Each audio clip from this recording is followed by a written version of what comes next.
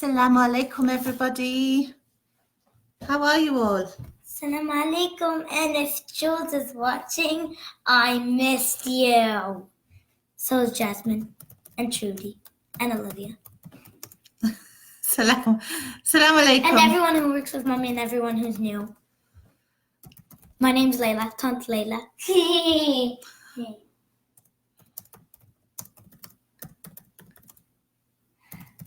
Salam alaikum, everybody. Let me know where you are from in the comments, and I will say salam to you. So every Tuesday we have live session with me. And usually we talk about Tuesday thoughts, topic that's coming up, maybe something that's been trending on our website or not. But as we are approaching now Ramadan, Assalamu alaikum, Tuba, how are you doing? As we are now approaching Ramadan, we're going to start. Hi, Tuba. This is my daughter. She's saying salam to you all now before we start our discussion. She's off this week because she has March break, but usually she's at school. Yeah. You're from Houston, Texas, mashallah. We're up in Canada, so not far. Well, probably quite away, but still not too far. Well, someone is here, Mommy. Assalamu alaikum, Akbar. How are you doing, brother? Hi. My name's Layla. He knows you are, Layla. So I'm just writing this in our group so we can get some people.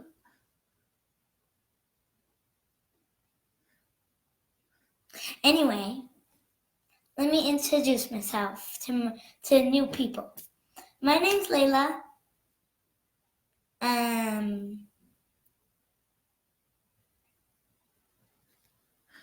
I'll be on only off days for me. Friday's off, but we won't do any live sessions. So Tuba is saying, hi Layla, how are you?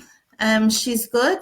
And alhamdulillah, you can see normally she used to come on these sessions, but now she's in school usually, so she's not. But today she's off. But we're going to get on to this series that I talked to you about. Assalamu alaikum, Fatima from Morocco. Morocco is always a place I've wanted to visit. Fatima, I think I saw her before, didn't I? No, you didn't. On live session? No, it was somebody else. Right, so now I'm going to get on to this. So as we are approaching Ramadan, we need to spiritually prepare ourselves for this holy month.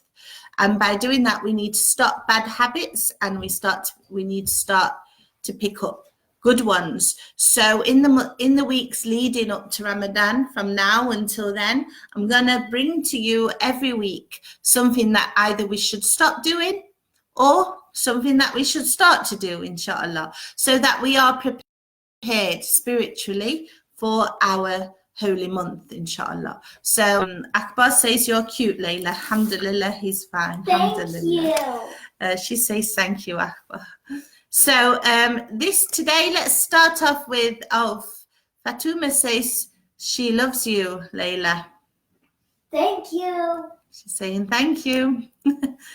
So backbiting. Now, backbiting is a serious issue that many of us take part in probably all of us at some point in our life have either done by saying bad things about someone else or by listening to the bad things and not done anything in our hearts or at least tongues to stop what's going on. So it is quite a bad disease that many of us participate in.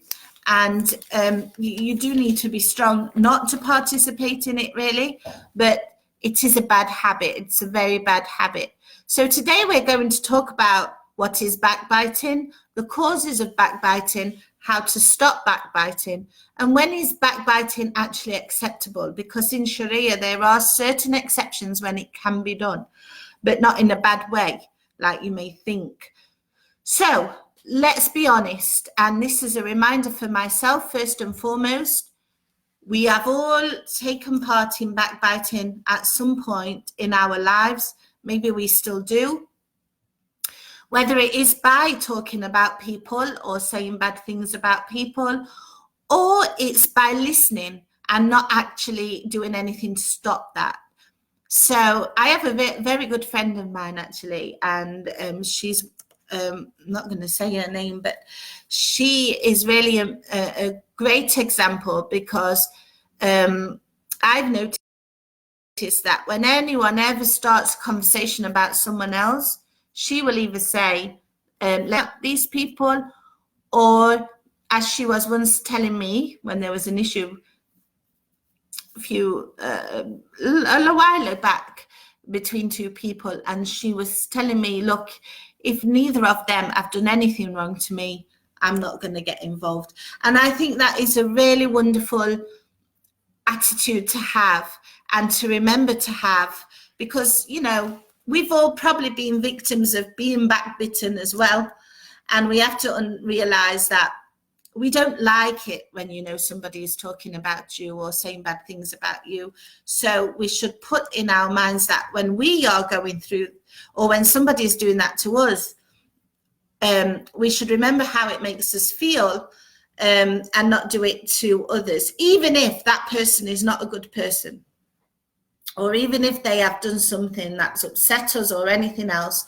We need to just remember that, you know, this is not a good feeling, having someone say bad things about you. And it's always better to be upfront and honest. If somebody's done something to upset you, just go and say it to them. Either it's a misunderstanding or it's happened, but, you know, you can stop it somehow. So in Arabic, the word is riba, but my Arabic is not good, so I'm not going to use that word continuously. I'm going to use backbiting. And in Islam, it is forbidden. The Quran itself compares it to eating the flesh of our dead brothers and sisters. So that's a horrible thought, really. So when you're backbiting someone, the Quran actually compares it to the fact that you're eating their dead flesh, which is revolting. And that's how we should look at backbiting in general.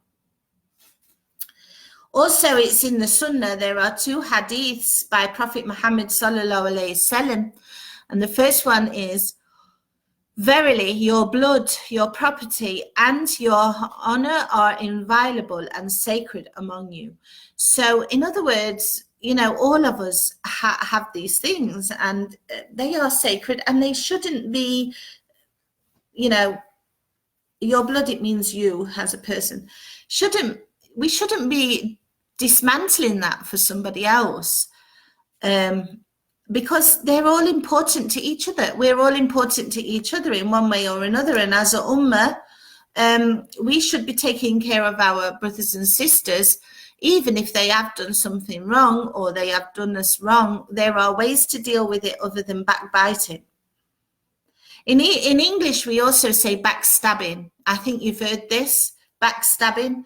You know, it's the same. Backstabbing, backbiting, talking about someone behind their back. This kind of language. So in case you are wondering, backbiting, you've not heard of that before, in English, the term is backstabbing. So, you know, you're very nice to their face, and then behind their back, you're saying things. This is a backstabber. And unfortunately, it's a horrible disease that is all over the world, in all communities, not just the Muslim community. Another important thank you, Tuba. This is from an article that's on our site, and I'll put the link in. But obviously, I'm also talking from my own experience as well. So, alhamdulillah, we need to try and stop this. The other hadith here, reported by Abu Dawud. O you who have believed only with their tongues, while true belief has not visited their hearts, do not backbite Muslims, nor pursue their defects and faults, because whomever pursues his brother's defects and faults, Allah pursues his defects and faults and disgraces him, even though inside his house. So, well, we shouldn't do it. We shouldn't backbite anyone, not just Muslims, but we are warned about doing it to our fellow Muslim. Assalamu alaikum, Bashir from Nigeria. How are you doing, brother? We have lots of Nigerians followers. I hope you're doing well. Hi. So, yeah, if you are going to pursue someone and start backbiting them, then basically Allah will do it to you. He's not going to backbite you, but I mean, he's going to pursue your defects and faults and make sure they're known. So we do have to be very careful, because there is another English saying that what goes around comes around. So whatever you are doing in your life will come back at you. And I really strongly believe that. So we have to try and correct this behavior, especially as we are approaching that holy month of Ramadan. Assalamu alaikum, Sharon. How are you doing? You're from the USA, mashallah. Hi, Sharon. I'm not sure if I ever met you before, but I'm just saying hello. Backbiting comes in the form, backbiting doesn't come in just the form of words. So, you don't have to be just sitting with a group of friends discussing someone and saying how bad they are or whatever else. It can come in gestures, and it can come in writing. So in writing, obviously online, you can be writing all the bad stuff about someone. This is backbiting. Just because you're writing and not speaking doesn't mean you're not backbiting. It's the same. And if you can do it through a gesture, maybe you pull a face, or this kind of thing, don't want them near you kind of thing. So we have to be extremely careful with how we behave as well, because it's not just through words. Assalamu alaikum, Queen Adremi Khadija. I hope I said your name right, sister. Do forgive me if I didn't. You're from Nigeria also, mashallah. I told you we have lots of followers from Nigeria, mashallah. Mashallah. So backbiting isn't just through words. It can come in gestures and it can come in writing. So take care. Whoever listens to it as well. So if you are sitting with your friends and they start talking and saying bad things about someone, and you're sat there listening to it, you are also a participant in backbiting, unless you reject with your tongue or heart, at the very least, if you fear anything can happen to you. So of course you can stop it by saying, let's not do this, or with your heart. So at least you hate what's being done and do not participate in it yourself. If it happens, then you should leave the place or change the subject. You should reject it altogether. So if somebody in your group of friends is talking about someone else, then again, you should, excuse me, you should either leave the place, or if you don't know them very well, just move and go somewhere else. Or you should, if you know them, change the subject. You can do it discreetly and just start talking about something else if you don't want to cause problems, or you don't want to cause any issue. Or you can, if you know them well enough, you can just say, I don't want to do this, it's wrong, and stop doing it. So why do people backbite? Well, lots of people backbite for many different reasons, and probably the most common one is if somebody has done something to them in a bad way. So somebody could have said something or done something to them, and it's made them very angry. So as a retaliation, they're talking and they start saying bad words, bad things about this person to their friends or whoever they're sitting with. So this is probably the most common. It's like revenge in a way. And if this is the case, we have to try and control that, of course. Another common one is compliance with friends or loved ones. If you're sitting in your group and somebody starts talking, we naturally try and take the side because it's our friend and they're upset. So naturally we're trying to defend our friend. We can start getting into this loop of talking about other people, even if that person has not done any wrong to us. They've done it to our friends, but we are starting to say bad things about this person because our friend is upset. So we have to be very careful. You know, either we're doing it through peer pressure or to defend our friend, even though we don't know the full story, or to look good in front of others, which is also wrong. We should also, some people do it to upgrade their own position because they're not secure. Yeah, I mean, they have terrible insecurity issues. So in order to make themselves feel better or to upgrade their own position, they try and degrade another one. For example, they can say somebody, oh, you're so, or this person's so ignorant, he doesn't know what he's talking about, just to try and show that this person is knowledgeable and is educated and so on. You got my point? So they are doing something bad on someone else because they feel insecure about themselves as well. But by trying to show this other person is ignorant and is not educated, they're trying to show that I am educated, I am knowledgeable. And this is a problem with insecurity, like self-esteem issue as well. And then most dangerous of all, because you think you're joking or you think you're jesting about, but when you joke or jest, you can also be backbiting somebody. And of course, it's not very nice. So, for example, maybe you have a nickname for somebody. Maybe I don't know, I'm trying to think without sounding too silly. Maybe somebody has, I'm trying to think, you know, maybe somebody did something really ridiculous at school, you know, you developed a nickname for this person. They might not necessarily know, or they might know, but then you start joking and jesting and using this name. It's a form of backbiting. So we do have to be careful if it's nastily done.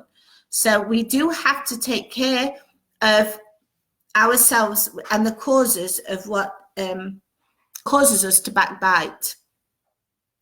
So how can we stop ourselves from backbiting? This is the question once you are, because, you know, it's very common and we probably all do it or all have participated in it, and it can be quite hard to stop backbiting.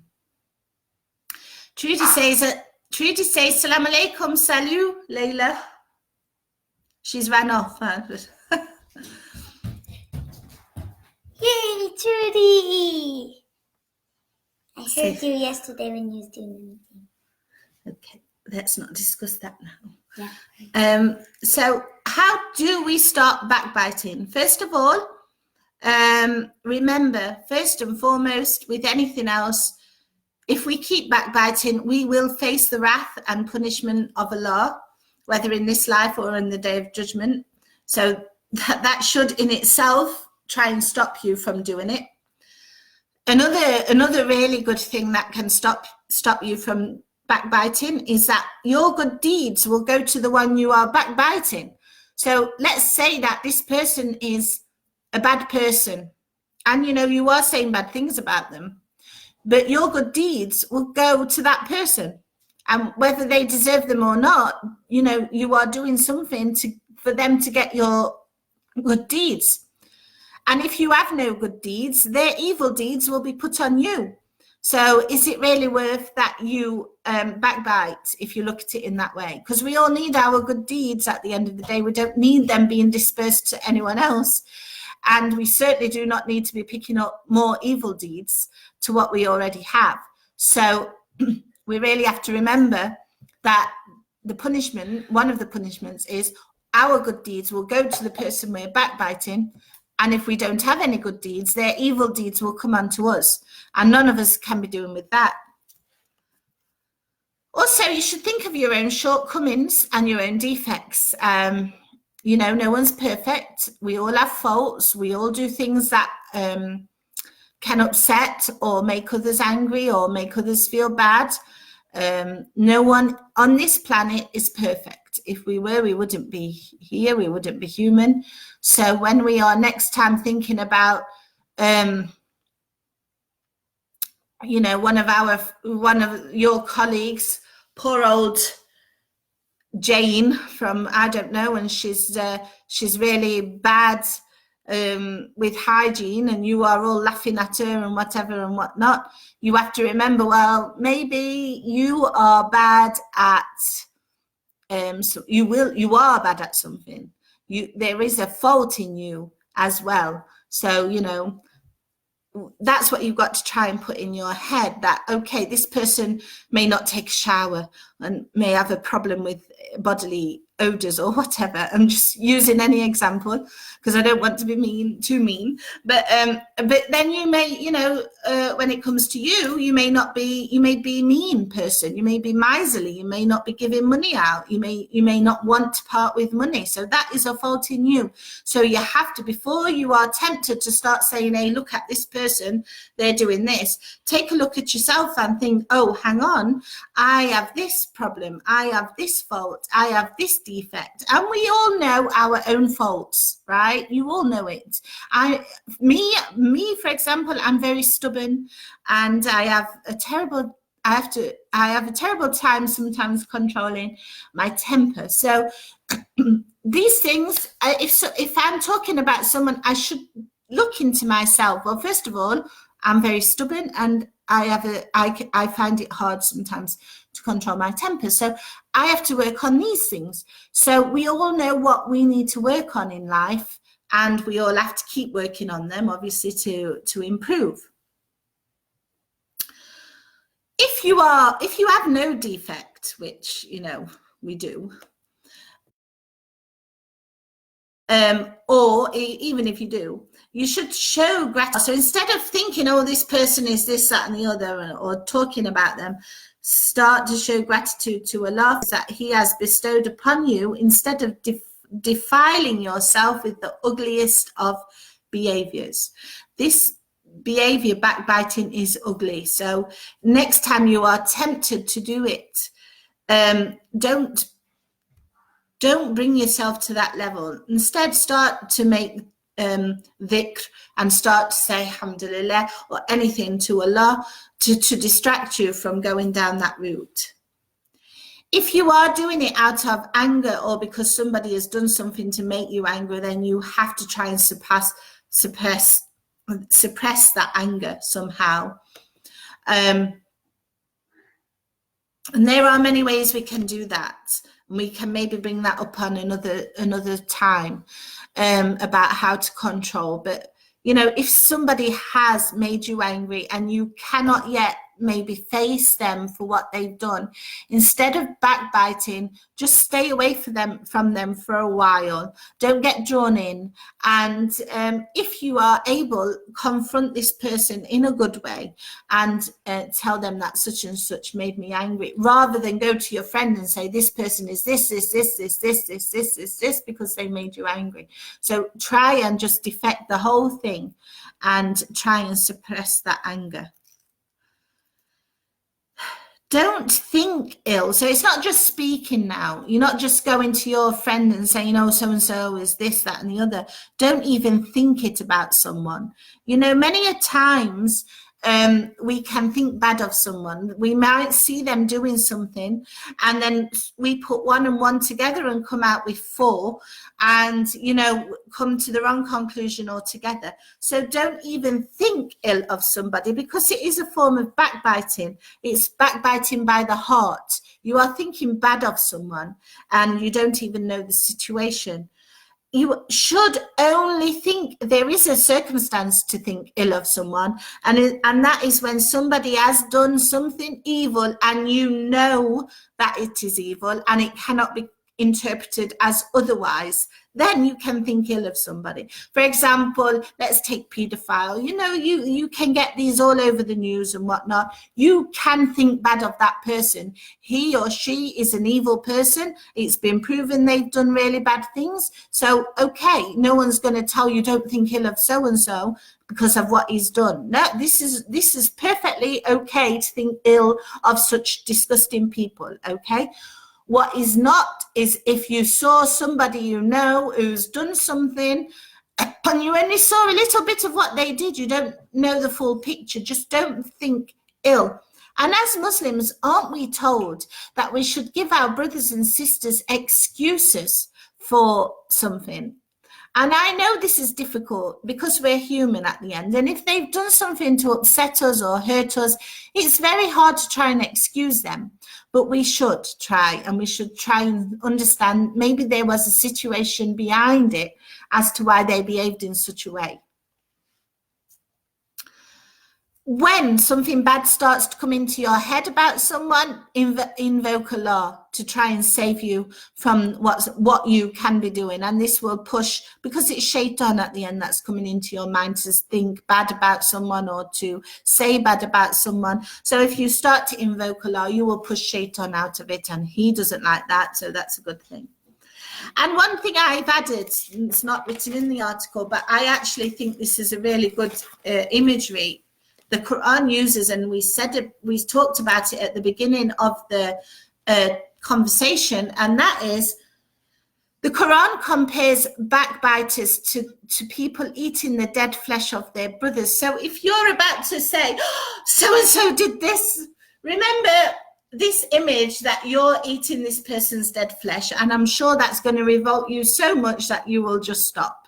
Because really, are you physically going to eat somebody's dead flesh? No, but that's how the Quran describes it, and that should really repulse you.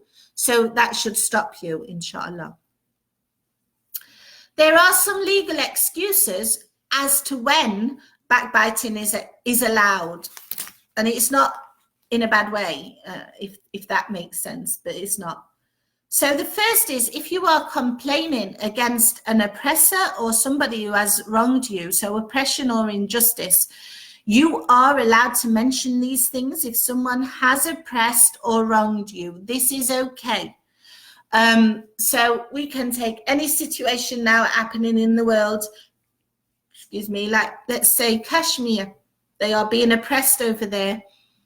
You can speak out about that. You can complain about that because people are being oppressed. People are physically and mentally being oppressed. If somebody is if you know someone who is oppressing his wife through violence, he's oppressing and it's an injustice, you can speak out about it, you can complain about it, okay? So there are certain situations when somebody is being oppressed or somebody is having injustice done to them, you can speak out about it, and you can speak out against those who have oppressed and who have wronged you. But be careful, because that doesn't mean that your friend Fatima took your favorite biscuit without asking, and then you go to your other friend Layla and start complaining. This is not oppression, and this is not injustice, okay? Let's just be sure of that. If you are trying to stop an oppressor and you're trying to bring them back to the right track, so for example, a man who is physically violent to his wife or emotionally violent to his wife, you can seek help from others to change something wrong about him so that he can be brought back to the righteous way.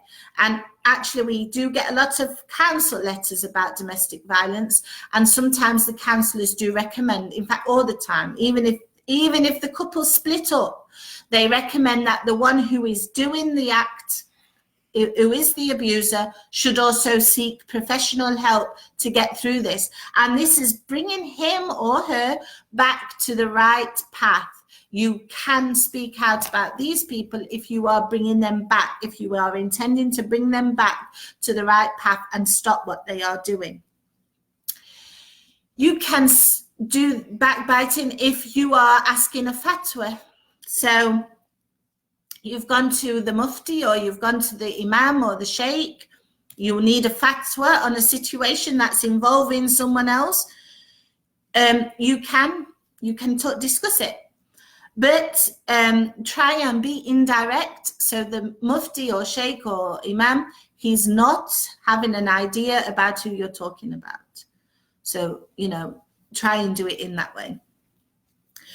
You can do it as a warning against someone evil, as we talked about now, paedophile, a murderer, you know, someone who's really evil and bad. You can say this person is evil and bad because you know them to be. There is a big issue right now in the UK of grooming gangs. A lot of them just recently have been from Pakistani culture, sometimes Muslims. Most of the time, most of these, not most of grooming gangs, that's not what I'm saying. I mean, but in the UK, there have been some Muslim grooming gangs, and it is an issue. If you know somebody in your community is part of this, they are evil, you can speak out against them. No one is going to tell, no, Allah is not going to punish you for that, okay, because they are doing an evil act.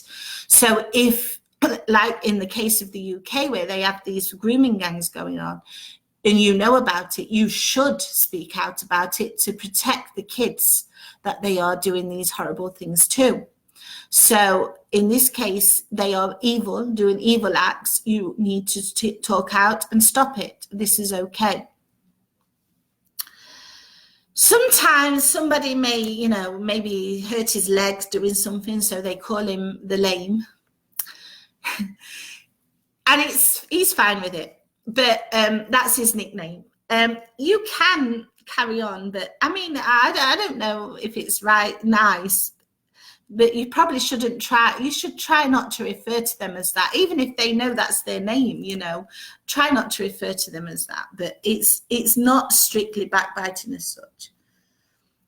And anyone who commits immoral or indecent acts in public and is not shy about it, it's not backbiting to tell others about them. So, you know, if you've seen somebody, I mean, nowadays there's a lot of issues with people doing certain lewd acts, and it's going all over the internet, for example, so they can get money. If you know someone's doing that and they're not shy about it, it's you know, you do not have to keep that to yourself. You can talk about it. It's not backbiting to tell others, you know, as a warning, or as someone who's committing such an indecent or immoral act, and they themselves are showing it, you know. Personally, I just stay clear of it anyway, but it's not wrong if you do that. So, okay, so I hope that has been very useful to you all, because it's really important. And as we do approach Ramadan, we really do need to try and be the best that we can be. Of course, we're not perfect.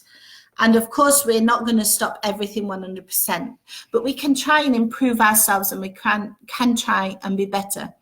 And I think backbiting, everyone has done it at some point.